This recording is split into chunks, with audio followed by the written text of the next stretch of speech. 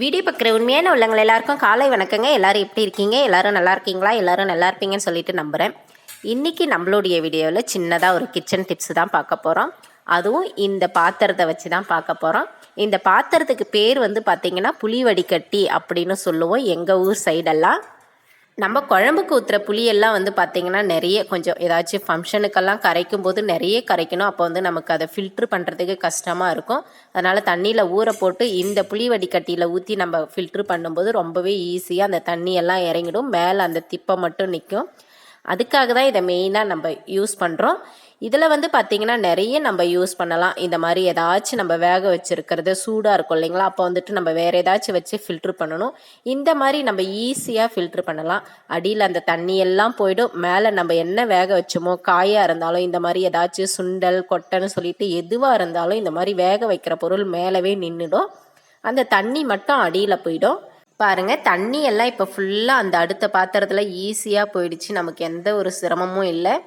மேலே அந்த வேக வச்ச அந்த மூக்கல்ல மட்டும்தான் இருக்குது. பாருங்கள் எவ்வளோ ஒரு ஈஸியாக இருக்குது. கொஞ்சம் கூட தண்ணி நிற்காது. இதுக்கு லேட்டாகவும் ஆகாது, சீக்கிரம்னா வேலை முடியுங்க. அதே மாதிரி அடுத்ததாக வந்து பார்த்திங்கன்னா நம்ம இந்த மாதிரி சாப்பாடெல்லாம் வேக வச்சு வடிப்போம் இல்லைங்களா. வடிக்கும் போது நம்ம அதுக்குன்னு வடித்தட்டு ஒன்று வச்சுருப்போம். அதை வச்சு தான் நம்ம வடிப்போம்.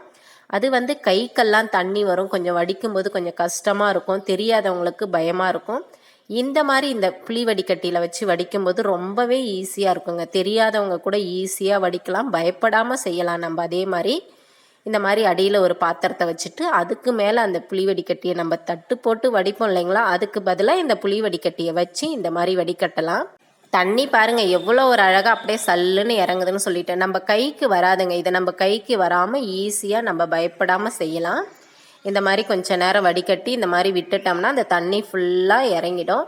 சாப்பாடு வந்து எப்போவுமே குக்கரில் வச்சு சாப்பிடாதீங்க, அது உடம்புக்கு ரொம்பவே கெடுதல். இந்த மாதிரி வடித்து சாப்பிடுங்க.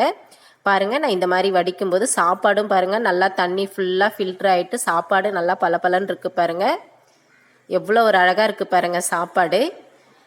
இந்த புளி வடிகட்டி வந்து பார்த்திங்கன்னா நம்ம கிச்சனுக்கு நிறைய யூஸ் ஆகுதுங்க. இந்த மாதிரி அடுத்ததாக வந்து பார்த்திங்கன்னா நம்ம வீட்டில் சாப்பாட்டுக்கு கடிச்சிக்க அடிக்கடி அப்பளம் பொரிப்போம். வீட்டில் ஏதாச்சும் எண்ணெய் பலகாரம் செய்வோம். அந்த மாதிரி செய்யும்போது இந்த தட்டில் வந்து பார்த்திங்கன்னா ஓட்டை இருக்கிறதுனால அதுக்கு அடியில் ஒரு நல்ல பிளேட்டை ஒன்று வச்சுட்டு அதுக்கு மேலே நம்ம இந்த தட்டை வச்சுட்டு இதுக்குள்ளார வந்துட்டு நம்ம செய்கிற பலகாரத்தை வந்து அப்பளமாக இருந்தாலும் இந்த மாதிரி சிப்ஸாக இருந்தாலும் வடையாக இருந்தாலும் இதுக்கு மேலே போட்டோம்னா அந்த கொஞ்சம் நிற்கிற எண்ணெய் கூட வெளியில் வந்து அந்த அடியில் இருக்க நல்ல தட்டில் வந்து நின்றுடும். நமக்கு எண்ணெய் இல்லாத நல்லா சுத்தமான பலகாரமாக கிடைக்கும்.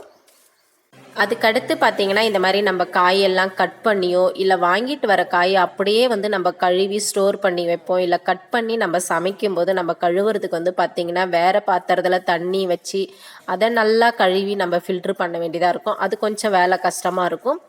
இந்த பாத்திரத்துக்குள்ளார இப்படி நம்ம கட் பண்ண காயோ இல்லை ஸ்டோர் பண்ண வேண்டிய காயோ எதுவாக இருந்தாலும் இந்த மாதிரி போட்டு நம்ம ஈஸியாக நம்ம வந்து இதை நம்ம கழுவலாம். பாருங்கள், தண்ணி வந்து ஃபுல்லாக கீழே இறங்கிடும். அதில் இருக்கிற மண்ணெல்லாம் அலசி நல்லா கீழே வந்துடும். எதுவாக இருந்தாலுமே கீழே வந்துடும் அந்த ஓட்டைக்குள்ளார தண்ணி வழியில். இப்போ மேலே காய் மட்டும் நிற்கும். நம்ம தேவையானதுக்கு என்ன யூஸ் பண்ணணுமோ அதுக்கு யூஸ் பண்ணிக்கலாம். இப்போ நான் சொல்லியிருக்க 1-2 டிப்ஸு மட்டும் கிடையாதுங்க. இன்னும் நிறைய டிப்ஸு வந்து இந்த புளி வடிகட்டலை நம்ம செய்யலாம்.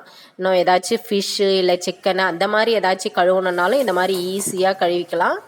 கண்டிப்பாக இந்த டிப்ஸ் எல்லாம் உங்களுடைய கிச்சனுக்கு யூஸ் ஆகும்னு நினைக்கிறேன். என்னுடைய வீடியோ பிடிச்சிருந்தால் லைக் பண்ணுங்கள், ஷேர் பண்ணுங்கள், கமெண்ட் பண்ணுங்கள், சப்ஸ்கிரைப் பண்ணி வச்சுக்கோங்க.